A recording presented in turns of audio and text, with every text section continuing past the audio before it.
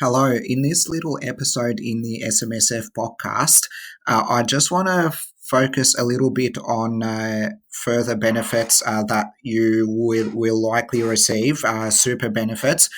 In a previous episode, we discussed different phases of super. So, whether you're in accumulation phase, transition to retirement, or pension phase, we also discussed some of the taxation aspects of receiving benefits and withdrawing when you're in each of these phases.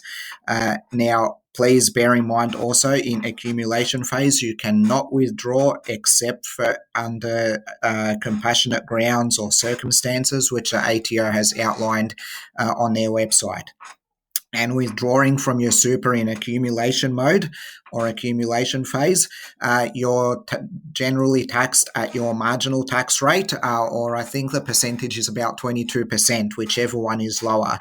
But please check with your professional accountant and tax agent as to when and how you can withdraw. And specifically, most importantly, please check with the ATO on how you can withdraw.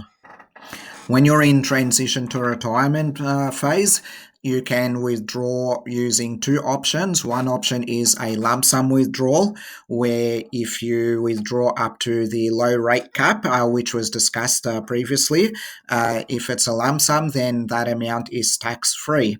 However, any excess over the low rate cap is taxable in your individual tax return at your marginal rates, and you may be able to qualify for a 15% offset. But please, again, make sure and double check these things before you even go ahead and before you decide to withdraw a lump sum of greater than a low rate cap.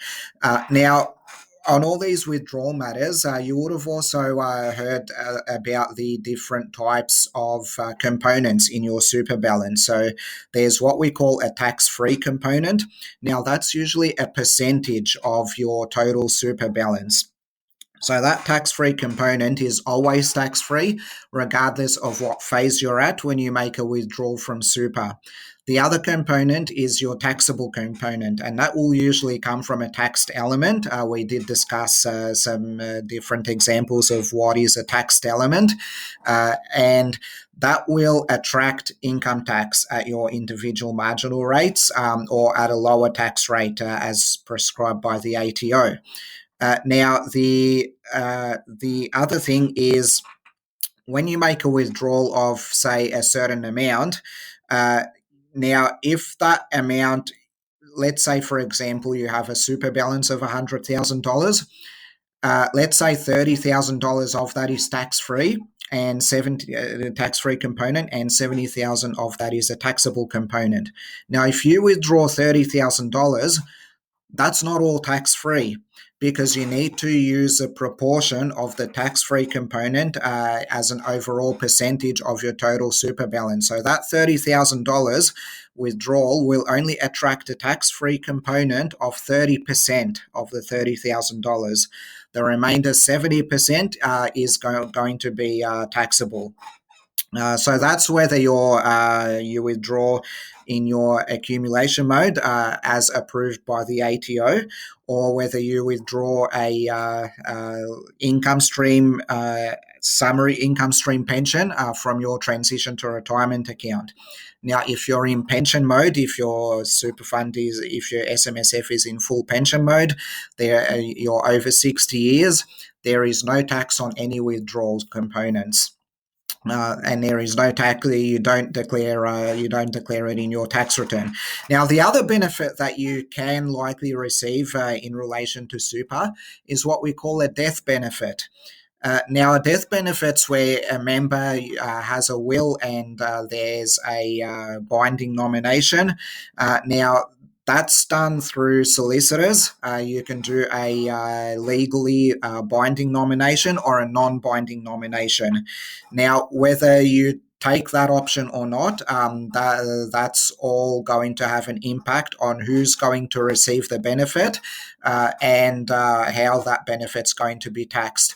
Now, how that death benefit is taxed, well, that'll depend on whether you are a dependent of the deceased for tax purposes.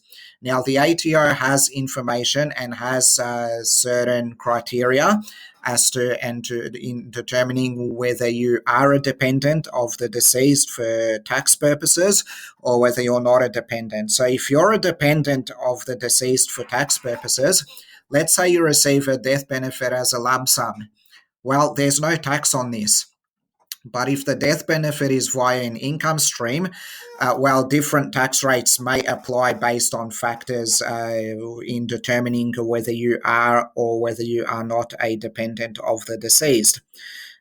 So now, if you're not a dependent of the deceased, you can still receive a death benefit, but it has to be in the form of a lump sum. Now, again, by not being a dependent on the deceased, you still need to declare that benefit, and a maximum of 15% plus Medicare levy will apply, and that will be taxable in your tax return. So, let's say you're not a dependent of the deceased, and yet you received a $50,000 lump sum death benefit. Let's say the tax-free component of that is $15,000. Now, that is always tax free. There's no tax on that. However, the remaining $35,000 is taxed at 17%. So that's 15% plus 2% Medicare levy. So again, check with the ATO, check with your professional accountant and tax agent to see whether if you have received a death benefit, the first thing you need to determine is whether you're a dependent for tax purposes or not. The next thing to determine is whether you receive the income via a lump sum or via an income stream. So this is a very special matter in special circumstances, and it needs to be treated very carefully. Now, these nominations, the binding nominations or non-binding nominations, they're done through solicitors. They're done legally. It's let's say it's in the form of a will, basically, that states who is to receive your benefit upon you being deceased. So that's just another type of benefit that you may like to be aware of that you can receive from super.